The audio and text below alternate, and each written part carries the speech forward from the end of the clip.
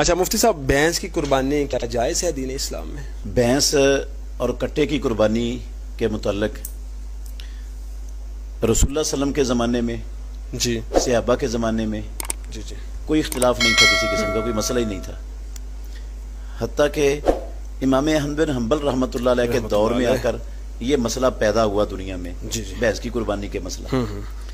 तो इख्तिलाफ है इसमें अहले इल्म का।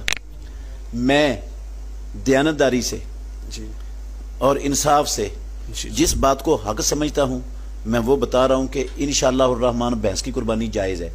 मैं चंद मोटे मोटे इसके आपको दलाइल देता हूँ। जी जी बिल्कुल। और जो हमारे जय्यद उलमाए किराम इसके नाजायज़ होने का फतवा देते हैं जी जी उनके भी मैं दलाइल की इंशाअल्लाह थोड़ी सी वजाहत करूँगा। जी बिल्कुल। सबसे पहली दलील तो ये है, सूरह हज की 34 नंबर आयत में अल्लाह रब्बुल आलमीन ने फरमाया,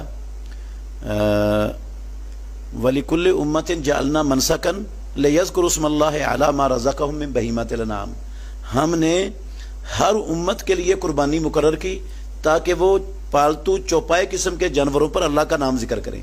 जी ये आदम अलैहिस्सलाम से लेकर मोहम्मद रसूलुल्लाह सल्लम तक हर उम्मत में चलती आ रही है कुर्बानी। और पालतू चौपाए किस्म के जानवरों की कुर्बानी है। और पालतू चौपाए किस्म के जानवरों में भैंस और कट्टा आता है कि नहीं आता? आता है। तो ये इस आयत के अंदर दाखिल है।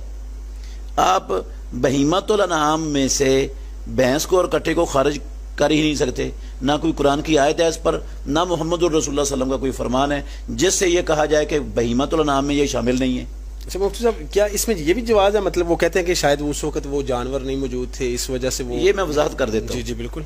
अच्छा, दूसरी दलील ये है कि जितने भी अरबी डिक्शनरियों के मुअल्लिफीन हैं दुनिया में, जी जी, और जिनकी डिक्शनरियां सारी दुनिया में मुस्तनद और मोतबर समझी जाती हैं, पूरी दुनिया जानती है जिनकी डिक्शनरियों को और जिन डिक्शनरी वालों को। जी जी। मसलन लिसानुल अरब है इमाम इब्ने मंजूर अल अफरीकी की, जी, इमाम जुबैदी की ताजुल उरूस है, अल कामूसुल मुहीत है फिरोजाबादी की, मोजमो मकायिस लुगा है, और भी जितनी बड़ी बड़ी लुगत की किताबें हैं सब ने ये लिखा है अपनी किताबों में, अल जामूसो, जामूस कट्टे और भैंस को कहते हैं जी।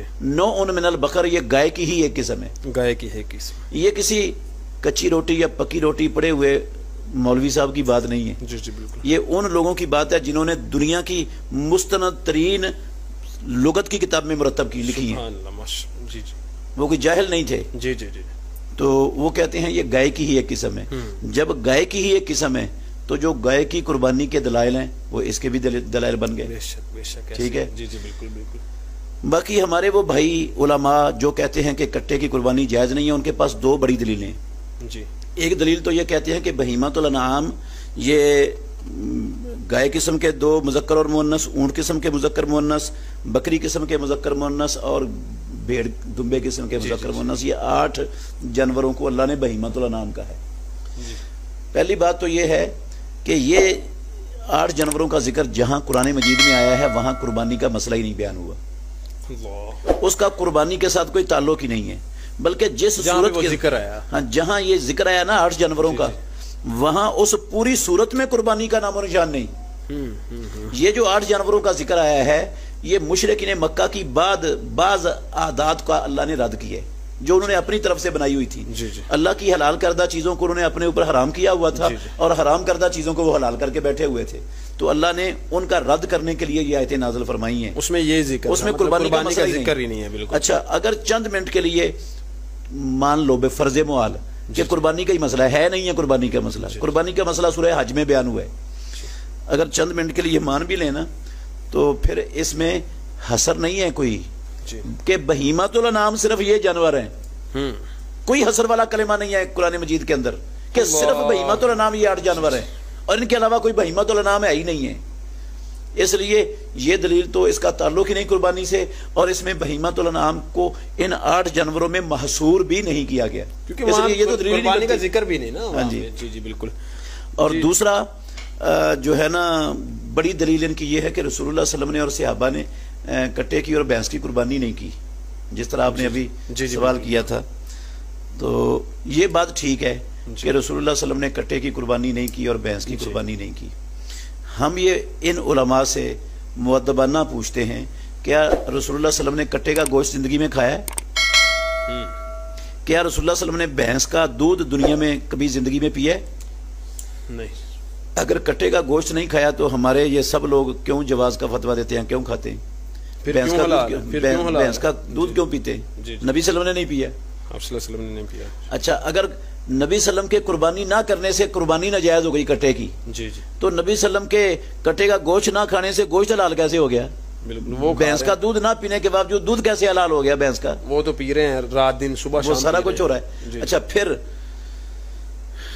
یہ جو ہمارے بھائی ہیں علماء کرام جو کہتے ہیں کہ نبی صلی اللہ علیہ وسلم نے کٹے کی قربانی نہیں کی، ٹھیک ہے، ہم کہتے ہیں نہیں کی، لیکن کیوں نہیں کی؟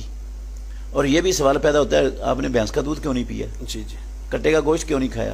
اس لیے یہ سارا کچھ نہیں ہوا کہ یہ کٹا اور بھینس عرب علاقے کا جانور ہے ہی نہیں. نہ نبی صلی اللہ علیہ وسلم کے زمانے میں یہ عرب علاقے میں پایا جاتا تھا، نہ آج ہے. عرب علاقوں میں آئی نہیں. جی جی جی، کہ تب وہ نہیں ہوتا تھا، تو تب کیا ابھی بھی نہیں. کہاں سے وہ کھاتے اور کہاں سے پیتے اور کہاں سے وہ قربانی کرتے؟ بلکہ میں جب پڑھتا تھا نا مدینہ یونیورسٹی میں، تو میرے ساتھ ایک کویت کا بھائی تھا، خالد الصفار اس کا نام تھا. ماشاءاللہ شادی شدہ تھا، کافی بڑی عمر کا تھا، پڑھنے کے لیے آیا ہوا تھا مدینہ یونیورسٹی میں. 2 بچے بھی تھے اس کے، تو کلاس فیلو تھا، میرا دوستی تھی. ایک دن ہم بیٹھے نا باتیں کر رہے تھے، تو بھینس کا ذکر آ گیا. کہنے لگا میں نے بھینس آج تک دیکھی نہیں. اچھا اچھا، مجھے بڑا تعجب ہوا کہ 2 بچے ہیں اس کے، شادی شدہ ہے، اتنی بڑی عمر ہے، بھینس نہیں دیکھی. تو میں نے کہا آپ مذاق کر رہے ہو؟ کہتا اللہ کی قسم نہیں دیکھی. اس نے پکا کر دیا، مطلب ظاہری بات ہے اس نے دیکھی ہوتی تو وہ کہتا نا. تو میں نے کہا کیوں نہیں دیکھی آپ نے؟ کہتا کویت میں بھینس ہوتی ہے چڑیا گھر میں، تو میں کبھی چڑیا گھر میں گیا نہیں، تو کیسے دیکھ لیتا. اب آپ غور کریں، جس علاقے میں چڑیا گھر کا جانور ہے وہاں قربانی کرنے کے لیے یا دودھ پینے کے لیے گوشت کھانے کے لیے ملے گا؟ نہیں نہیں، بالکل نہیں، ظاہری بات ہے وہ تو ایک. اچھا، پھر غور کرنے والی بات ہے، نبی صلی اللہ علیہ وسلم نے کٹے کی قربانی نہیں کی، کیا نبی صلی اللہ علیہ وسلم نے یوک کی ہے؟ یہ جو گلگت اور بلتستان کی بھینس ہے، گائے ہے، جی جی جی، وہ چھوٹی سی گائے ہوتی ہے، بکری سے بھی چھوٹی ہوتی ہے، یہ اس کی ہے نبی صلی اللہ علیہ وسلم نے. تو یہ وہ کرتے ہیں، یہ سارے جواز کا فتویٰ دیتے ہیں کہ وہ گائے کی قسم ہے. اللہ کے نبی نے تو نہیں اس کی. اچھا، پھر ٹیڑی بکرے کی ہے نبی صلی اللہ علیہ وسلم نے قربانی؟ نہیں جی نہیں، ٹیڑی بکرے کی بھی نہیں کی. نبی صلی اللہ علیہ وسلم نے ٹیڑی بکرے کی نہیں کی. یہاں سب کہتے ہیں جائز ہے ٹیڑی بکرے کی. حق تو یہ تھا نا کہ اگر وہ نبی صلی اللہ علیہ وسلم کے نہ کرنے کی وجہ سے اس کے ناجائز ہونے کی دلیل بناتے ہیں، تو پھر دودھ اور گوشت کے بھی ناجائز ہونے کی دلیل بنائیں، اور پھر ان تمام جانوروں کے ناجائز ہونے کی دلیل بنائیں جن کی قربانی نبی صلی اللہ علیہ وسلم کے زمانے میں نہیں ہوئی، نہیں کی نبی صلی اللہ علیہ وسلم نے.